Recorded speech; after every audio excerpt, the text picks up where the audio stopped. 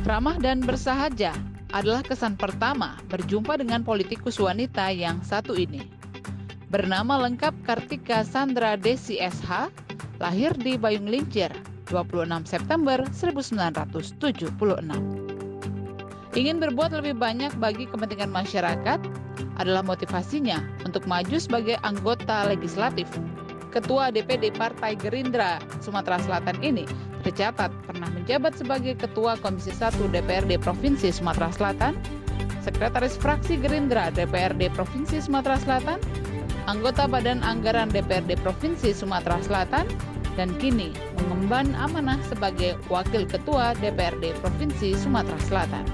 Dan saudara, inilah bukan basa-basi.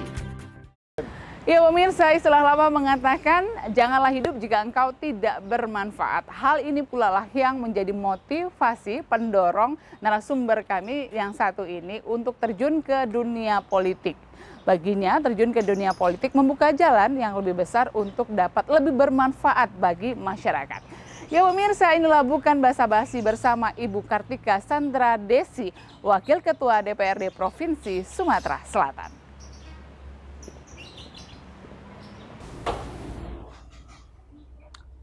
Assalamualaikum. Waalaikumsalam warahmatullahi wabarakatuh. Apa kabar Ibu Cici? Alhamdulillah baik. Duduk Mima. Iya, makasih banyak Bu. Santai Bu hari ini kayaknya. Alhamdulillah lagi ada kesempatan santai. Duduk. Iya, makasih. Aduh, akhirnya bisa punya waktu ya Bu ya. Alhamdulillah Ngobrol ada jodohnya hari ini.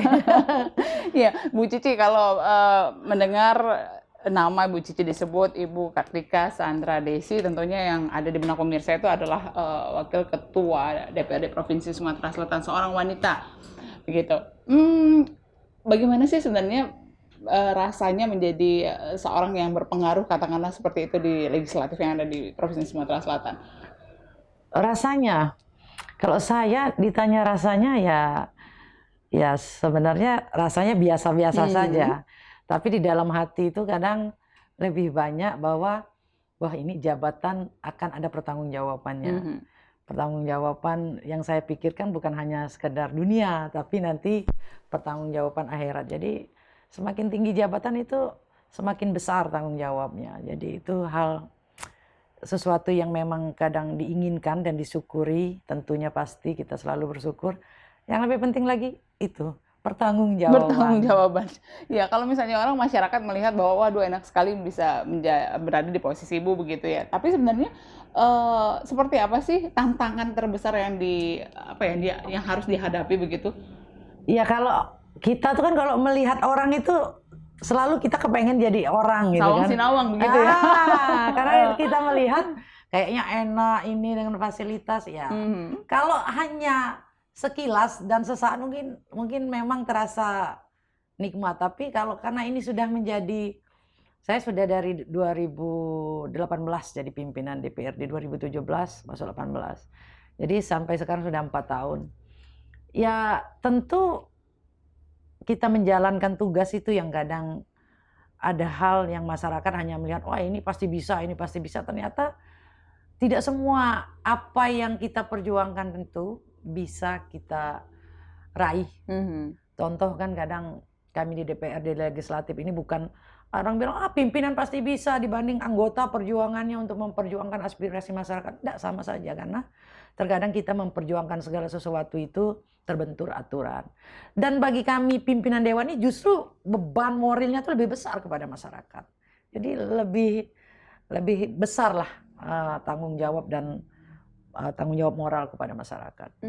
Tapi ini sepertinya masih ada waktu untuk tetap di rumah. Ya, saya ini orang yang kalau ada waktu saya pasti di rumah. Saya tidak kurang suka lah ke mall. Saya bukan tipe orang yang suka kumpul arisan. Saya lebih suka orang datang gitu kan. Saya bisa ngobrol santai. Ini kebetulan Wima tuh lihatnya saya lagi pas baju rapi, saya di rumah tuh lebih senang pakai baju kaos, pakai celana olahraga, santai, duduk, ngobrol apapun. Terkadang sesuatu yang resmi itu karena sudah terlalu menjadi rutinitas bertahun-tahun, membuat kita kadang ya sama lah mungkin kayak Wima ada perasaan pengen sesuatu yang baru lah, yang mungkin orang lihat saya enak, saya ngelihat orang ibu rumah tangga kayaknya enak ya di rumah pakai daster santai pagi-pagi. lagi, nggak diuber-uber jadwal lah. Begitulah hidup kan. Iya, sebenarnya jadwal Bu Cici itu sebenarnya seperti apa sih? Mungkin juga orang tadi lihatnya sawang senawang ya, enak sekali bisa menjadi wakil ketua DPRD Provinsi Sumatera Selatan. Tapi seperti apa rutinitas seorang Ibu Cici? Saya ini kebetulan selain menjadi wakil ketua DPRD, yang paling besar tanggung jawab itu adalah menjadi ketua partai. Kalau menjadi ketua DPRD, wakil ketua DPRD itu kan parlemen, artinya bekerjanya tidak sendiri lah ya. Ada bagian-bagiannya, ada komisi, ada badan, ada ibu ketua, ada pimpinan yang lain. Artinya kita sharing, berbagi tugas.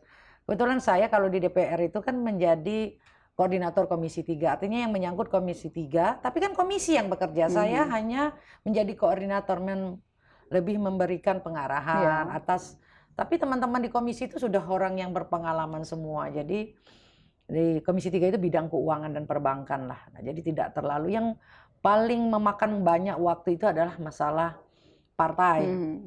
Jadi hari-hari saya itu mulai dari bangun subuh, pagi, ya rutinitas seperti orang kebanyakan. Saya kebetulan hobi, apalagi senang, bukan hobi ya, memang senang dari dulu itu memelihara tanaman. Jadi kalau jam 9 saya sempatkan ke kantor DPR, kalau tidak lagi dinas luar. Dan selebihnya saya selalu menerima tamu sampai jam 1 malam. Full tiap hari ya, kalau saya ada di rumah, siapapun yang memang sudah terjadwal, saya sampai jam 1 malam. Jadi saya mulai istirahatnya jam 2 malam. Jadi saya setiap hari istirahat paling 3 jam, antara jam 2 sampai jam 5 subuh. Setiap hari? Setiap hari. Kadang kalau ada jadwal di luar, tidurnya cuma di mobil. Dan tidur di mobil itulah menurut saya tidur yang paling nyenyak, yang nggak mimpi buruk. Tapi Bu Cici, satu hal yang pasti disetujui oleh semua pemirsa yang mengenal ataupun pernah melihat langsung Bu Cici itu selalu senyum gitu, selalu ceria, cheer up. Itu sebenarnya rahasianya apa? Atau memang sudah bawaan dari dulunya begitu? Atau gimana sih? Saya itu dididik dari kecil, ibu saya itu, dan saya juga mendidik ke anak saya bahwa wanita itu harus enak dilihat, bukan soal cantik ya. Jadi tersenyum, maksudnya tuh kalau ketemu orang, ketemu siapapun, orang bertamu atau menyapa orang, senyumlah. Gitu. Tapi ibu saya tuh senyum tuh jangan paksa gitu. Senyum tuh jangan asal, senyumlah dari hati gitu kan. Dan ternyata kan juga senyum adalah sedekah. Jadi saya juga kalau mendidik anak saya jangan senyum gitu. Tapi senyumlah, memang kita pengen memberikan apa ya? Merangkul lah istilahnya tuh, memberikan sesuatu keakraban lah, bahwa saya terbuka gitu. Oh iya, saya suka bertemu. Oh iya, saya senang menyapa gitu. Bukan arti cuma kita katong Palembang nyenge, bukan. Jadi paling penting senyum itu harus dari hati. Iya, tapi ini juga menjadi salah satu nilai plus bahwa seorang Ibu Cici itu bisa membaur begitu ke semua lini begitu. Ini sebenarnya memang sudah bawaan, kemudian juga tadi kata Ibu juga tadi merupakan dia doktrin katakanlah dari kecil. Sepertinya tidak ada beban begitu loh Bu Cici. Jadi kalau kita satu rahasia kalau mau terjun ke dunia politik, kita harus pandai berbaur. Karena lingkungan politik itu kan bukan kayak ya kerja di TPRI, lingkungannya sama, mungkin pendidikannya sama. Yang dibahas setiap hari pun mungkin tidak jauh-jauh berbeda lah. Tapi di politik semua lini itu sangat mempengaruhi, yang terutama masyarakat. Kalau kita di tengah masyarakat, ya artinya kan konstituen kita, masyarakat yang biasa. Kalau kita membuat jarak, sesuatu yang berbeda, orang tidak akan tertarik gitu. Orang tidak akan percaya, orang tidak akan memberikan memberikan percayanya terhadap kita untuk menjadi wakilnya. Jadi memang kita harus belajar membaur. Saya rasa semua orang politik paham bahwa bukan berpura-pura membaur, tidak, tapi kita melebur menjadi satu dengan masyarakat. Ya apa adanya lah, bahwa ini loh saya, kalau saya ke masyarakat, dan saya pun selalu memberitahukan ke kader-kader seluruh partai yang saya pimpin, Partai Gerindra, bahwa ketika kita berada di tengah masyarakat jangan membuat jarak. Artinya mungkin kita tidak perlu pakai sesuatu yang selama ini kita harus pakai, yang membuat kita berbeda dari mereka. Ya, jadi menyatulah. Kita harus paham bahwa kita ini adalah wakil mereka, sehingga saya karena sudah terbiasa, jadi kebiasaan ya, jadi dimanapun saya selalu tetap, kecuali orang meninggal yang mungkin saya tertawa dan bahagia gitu. Tapi mungkin itu jadi salah satu resep awet muda juga ya Bu Cici ya? saya nggak merasa muda, jiwa saja saya yang merasa muda. Kalau usia tidak muda, tapi kalau saya berkaca, ya saya seperti dari dulu kayaknya seperti inilah, atau saya yang tidak tahu diri. Yang jelas ya apa ya? Tidak semua orang harus tahu permasalahan yang kita hadapi. Untuk apa gitu kan? Semua orang sudah punya bebannya sendiri. Melihat kita dengan tidak ceria kan aneh. Maksudnya bukan aneh ya, tapi akan menimbulkan suatu beban baru. Tapi kalau kita ceria kan mungkin dia yang tadinya ada masalah, ya saya yakin setiap orang punya masalah. Bisa saling ikut tertawa, tersenyum lah itu. Baik, Bu Cici, sebelum kita lanjutkan kembali, kita akan jeda sejenak. Walaupun saat ini menjadi seorang yang terjun ke dunia politik, tapi sebenarnya cita-citanya adalah menjadi seorang guru. Yes. Jangan dijawab dulu, kita akan sambung usai jeda pariwara berikut ini. Tetaplah bersama kami dalam Bukan Basa-Basi.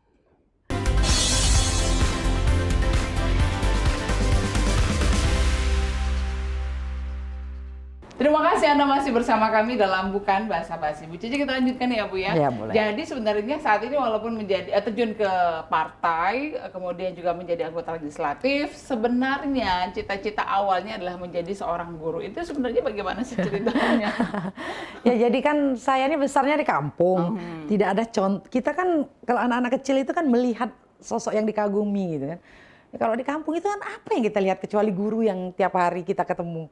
Kan kayak melihat sosok guru itu kan kayak ada yang baik, itu kan kita jadi suka terinspirasi bahwa saya pengen jadi guru gitu kan. Terus cita-cita itu sampai ya kira-kira SMA lah berlanjut pengen jadi guru ternyata tapi perjalanan waktu nasib membawanya berbeda sehingga jadi dunia politik. Tapi saya sampai sekarang kalau ada diberi kesempatan pengen sebenarnya ngajar, tapi ya mungkin nggak ngajar SMA, ngajar anak-anak TK, SD. Makanya saya juga lagi sekarang pengen merintis sekolah ya untuk saya mendedikasikan cita-cita saya yang dulu tetap kepengen masih jadi guru. Mulai terjun ke dunia politik ini tahun 2009 ya Bu ya, kalau tidak salah. Kemudian mungkin waktu itu nasib belum mengantarkan, sempat gagal di percobaan pertama. Itu betul. Yang pertama sekali akhirnya mendorong Ibu untuk masuk ke dunia politik ini sebenarnya siapa sih? Ya jadi tidak ada yang mendorong sebenarnya. Yang mendorong itu adalah keinginan besar untuk berbuat sesuatu yang lebih besar terhadap masyarakat. Karena pada saat itu saya ini kan besarnya tadi di kampung lah ya, daerah yang jauh, perbatasan, terus jauh dari kota lah. Nah kadang-kadang keadaan sekeliling itulah yang menginspirasi kita untuk mendorong kita berbuat lebih besar ya. Apa yang paling mudah yang pada saat itu yang bisa saya lakoni, menjadi profesi apa? Untuk menjadi kepala daerah kan tidak mungkin, maksudnya kan harus melalui suatu yang proses yang panjang. Untuk menjadi PNS pun sudah tidak mungkin, terbentur umur dan pendidikan dan lain sebagainya. Yang paling bisa masuk akal saya lihat yang bisa saya raih adalah melalui jalur politik untuk saya bisa mengabdi, berbuat lebih banyak pada masyarakat, terutama awalnya ya masyarakat di sekitar lingkungan saya kecil saja itu. Banyaklah hal-hal ya, permasalahan lahan, perebutan lahan, ya masalah keterbatasan fasilitas masyarakat. Tapi alhamdulillah kesini ya dengan ya roda berputar pemerintahan kan sudah menjangkau ke seluruh lapisan masyarakat termasuk teknologi. Akhirnya ya alhamdulillah sekarang ya sebagian kecil dari yang saya cita-citakan, saya hayalkan di benak saya, kepengen melihat sesuatu masyarakat tuh seperti itu sudah mulai bisa menjadi nyata. Apa yang kira-kira poin yang mungkin tadi Bu Cici sampaikan bahwa sebenarnya ini sudah ada bagian mimpi, katakanlah begitu, yang sudah bisa dilihat dari apa yang sudah dikerjakan? Ya bahwa zaman kita dulu kan listrik tidak ada. Terus pendidikan kan rendah kan, di desa itu kan, di kampung itu rata-rata cuma SD. SMP harus merantau, SMA. Tapi sekarang sudah SD, SMP, SMA pun sudah ada. Universitas pun sudah tidak menjadi langkah untuk di daerah. Nah yang paling penting bagi saya, dari dulu saya tuh kepengen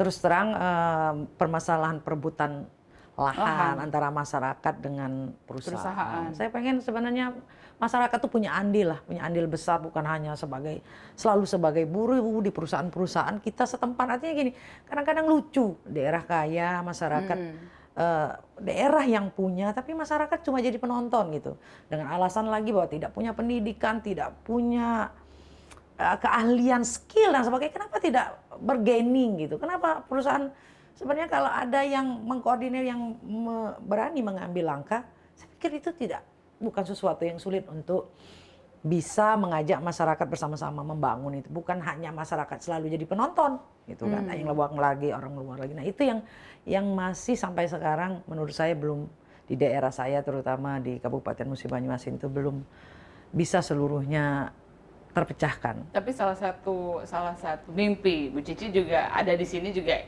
menyelesaikan permasalahan itu. Ya, begitu. tapi ternyata hal itu tidak bisa segampang yang kita pikirkan, karena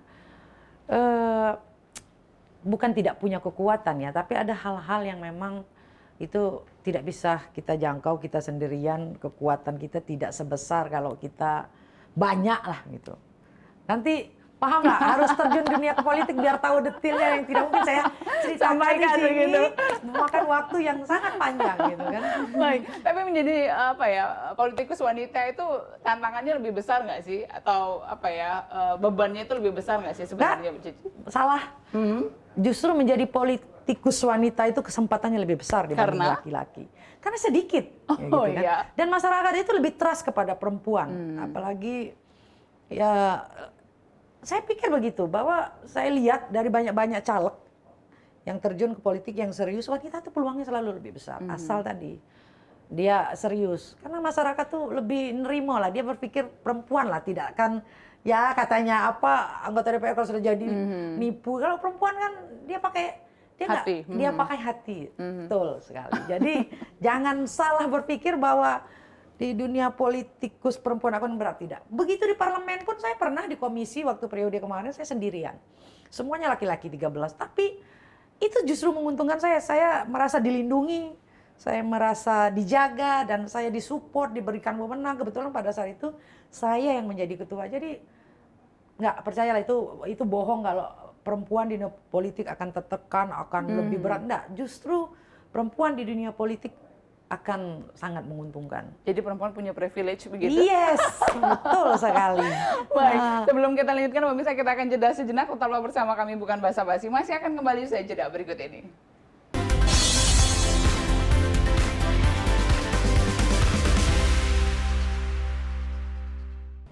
Terima kasih Anda masih bersama kami dalam Bukan Basa-basi. Masih bersama Ibu Cici, yakni Ibu Kartika Sandra Desi, Wakil Ketua DPRD Provinsi Sumatera Selatan. Baik, Bu Cici, kita lanjutkan kembali. Kalau melihat semua kesuksesan apa yang diraih saat ini, sebenarnya orang-orang yang paling berjasa dalam perjalanan hidup seorang Bu Cici itu siapa sih sebenarnya? Ya, yang pasti ibu saya. Karena bagi saya, ketika orang lain mengidolakan siapa, bagi saya di dalam hidup ini, idola saya adalah ibu saya. Saya banyak belajar dari ibu saya gitu kan. Bagaimana ibu saya itu mengajarkan saya jangan pernah mendendam. Itu yang paling penting. Dan dulu ketika saya sering marah, kecewa gitu, saya cerita gitu kan. Kadang saya sebagai manusia kadang saya pengen membalas. Tapi satu hal yang dia mengingatkan, jangan pernah membalas orang yang menyakiti. Urusan menghukum, urusan membalas itu adalah urusan Tuhan, bukan urusanmu. Jadi ibu saya, yang paling penting ibu saya selalu mengajarkan saya memaafkan.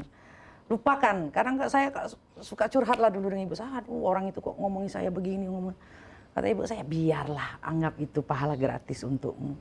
Jadi kalau orang bertanya siapa yang paling berpengaruh besar menjadikan saya kadang sekuat batu karang, ya adalah ibu saya gitu kan. Di balik kelembutannya, beliau banyak mengajarkan saya petuah tentang hidup, bahwa hidup ini sekecil apapun harus berbagi, hidup ini sekecil apapun harus bermanfaat bagi orang lain. Dan sekarang saya pengen saya yakin saya tidak akan bisa seperti ibu saya gitu, karena saya ya beda lah ya, mungkin saya tidak bisa setulus beliau. Tapi saya terus mencoba untuk menjadi orang baik seperti yang selalu dia gambarkan dan ajarkan kepada saya. Apakah beliau juga pernah bermimpi bahwa anaknya berada di posisi ini? Tidak pernah, tapi apapun yang membuat saya tersadar, yang membuat saya ingin terus berbuat besar, berbuat banyak. Ketika saya sering bekerja di luar, pulang larut malam gitu kan. Dulu sebagai pengusaha kadang pulangnya malam dari luar kota. Setiap saya pulang itu, setiap saya melangkah ke kamar itu, ada itu yang membuat saya ingin berbuat sesuatu yang lebih besar. Saya dengar sekitar jam 3 setiap malam itu ibu saya itu sedang menangis gitu kan. Dalam tahajudnya mendoakan, bukan hanya saya tapi saudara saya yang lain juga. Bagaimana dia tidak banyak yang dia minta, bahwa anaknya dilindungi dalam setiap langkah, anaknya bisa berbuat sesuatu bermanfaat untuk sesama, bahwa anaknya bisa menjadi orang yang baik lah, seperti itu. Dan walaupun saya tidak pulang malam, akhirnya saya terbiasa ngintip gitu kan. Saya intip, setiap itu dilakukan ibu saya setiap malam. Jadi ketika orang bertanya, siapa yang sudah mengantarkanmu ke sini? Mungkin betul saya berusaha, tapi yang paling penting bagi saya adalah ibu saya yang mengantarkan saya menjadi orang yang seperti ini gitu. Saya bukan merasa saya orang baik, tidak, tapi saya berusaha menjadi orang yang baik sesuai dengan apa yang didoakan ibu saya. Tapi beliau sudah melihat kesuksesan anaknya, salah satu anaknya begitu? Ya, pada saat saya baru dilantik setahun lah jadi anggota DPR periode pertama, ibu saya meninggal. Tapi walaupun pada awalnya ibu saya tidak pernah merestui saya untuk terjun di dunia politik, karena menurutnya keras lah, dia tidak tahu gambarannya seperti apa. Tapi saya dengan kekeh menyatakan bahwa saya ingin berbuat lebih banyak, saya ingin berbuat lebih besar gitu. Akhirnya beliau ya meridoi, dan mungkin ya saya yakin ini semua berkat doa dan didikan untuk saya sampai pada titik ini. Waktu katakanlah belum menjadi anggota DPR, sebenarnya yang mengarahkan, katakanlah begitu, yang mengarahkan harapan dari si ibu ini sebenarnya apa sih, Bu Cici? Tidak ada yang mengarahkan itu, ya karena hidup ini kan tadi saya melihat di sekeliling, akhirnya ya lambat laun saya mencari tahu apa yang bisa saya lakukan sesuai harapan ibu saya. Bahwa untuk menjadi sesuatu seperti yang diharapkan, kayaknya saya lihat teman-teman di sekeliling saya yang anggota DPR, saya bisa berbuat lebih banyak dengan menjadi seorang anggota DPR gitu kan. Ya walaupun saya tahu mungkin saya belum bisa berbuat sebanyak yang saya inginkan gitu. Tapi ini akan terus menjadi PR dalam hati saya, bahwa saya paling tidak pada saat posisi ini, pada saat jabatan yang saya punya ini, bisa bermanfaat untuk kebaikan orang banyak. Dukungan suami seperti apa? Sudah pasti, saya alhamdulillah suami saya sangat pengertian ada arti kata, mensupport gitu kan, tahu bahwa saya punya cita-cita yang besar gitu kan. Jadi alhamdulillah dia suami saya tidak pernah komplain lah, yang penting tetap pada jalurnya, bahwa tetap pada tujuan awalnya. Jadi satu hal yang ibu saya ajarkan, dan ini mungkin juga berguna untuk semua lah ya yang menontonin, bahwa jangan kita berbuat baik itu karena ada tujuan. Tapi berbuatlah baik sehingga tujuannya itu akan sampai dengan sendirinya. Paham? Mudah-mudahan paham. Jadi misalnya saya mau baik dengan orang ini, saya karena mau nyalon anggota DPR. Tapi bukan seperti itu yang ibu saya ajarkan, bahwa berbuatlah baik sehingga tujuanmu, kebaikan itulah yang akan mengantarkanmu pada tujuan. Bukan karena ada tujuan baru berbuat baik. Nah, itu perlu dicatat, dan itu saya selalu tekankan juga, dan saya selalu sharing ke teman-teman, ke kader-kader saya, bahwa mari kita berbuat baik sehingga perbuatan baik kita inilah yang akan sampai menyampaikan kita pada tujuan. Anak-anak pernah komplain, Bu Cici? Oh ya, yang kecil pasti selalu, mami sudah berapa hari nggak pulang, mami. Kalau yang besar karena sudah dari kecil terbiasa, ya sudah biasa dia kan. Paling dia, mami pulang, kalau telepon, kapan mami balik, gitu-gitulah. Tapi kalau yang kecil, kalau 3 hari saja pasti komplain. Kenapa ibunya jarang pulang? Ternyata bukan hanya Bang Toib yang jarang pulang. Tapi hebatnya suami nggak pernah komplain begitu ya, Bu Cici? Ada triknya tersendiri ya, ada jimatnya tersendiri. Tapi ngomong jimatnya boleh dibuka nggak? Nah nanti itu ada waktu khusus. The record ya, begitu ya. Yes. Lalu selanjutnya what next begitu? Apa lagi selanjutnya yang ingin dicapai? Ya saya tidak bisa berhenti pada titik ini, gitu kan, bahwa betul kalau dibilang karir politik saya masih baru, oleh karena itu saya butuh sesuatu yang lebih besar. Mungkin ke depan di 2024 ya saya akan naiklah ke jenjang DPR RI kalau keadaannya dan semuanya memungkinkan dan Tuhan meridhoi ada jalannya, apa salahnya saya pengen ke DPR RI. Itu dulu fokus, nanti setelahnya baru berpikir lain. Bu Gigi, closing statement apa yang ingin disampaikan kepada pemirsa? Ya bahwa apa ya, untuk menjadi politikus terutama kaum perempuan itu jangan pernah berpikir ini keras, bahwa perempuan untuk maju menjadi politikus akan berpeluang lebih besar dibanding laki-laki. Yakin omongan saya. Jangan takutlah, politik itu tidak menyeramkan. Justru politik itu mengajarkan kita banyak hal. Banyak hal untuk berbagilah dan berjuang gitu kan. Setiap orang, saya yakinlah setiap orang perempuan pengen, apalagi di masa kini, Kartini masa kini bukan Kartika, pengen berbuat sesuatu yang lebih gitu kan. Politik itu wadah yang tepat untuk perempuan. Karena semuanya itu mencakup segilini kehidupan ya. Kan kalau kita kerja kantoran itu kan full time, susah. Nah, tapi kalau menjadi anggota parlemen, partai politik perempuan, kita tetap bisa melaksanakan tugas sebagai seorang wanita, sebagai seorang ibu tanpa meninggalkan tugas kita yang sebenarnya. Kan membantu masyarakat, menyuarakan masyarakat tidak harus di kantor. Dimanapun bisa gitu kan. Nah, itu. Jadi ayo perempuan sekarang adalah waktu yang tepat untuk berkiprah di dunia politik.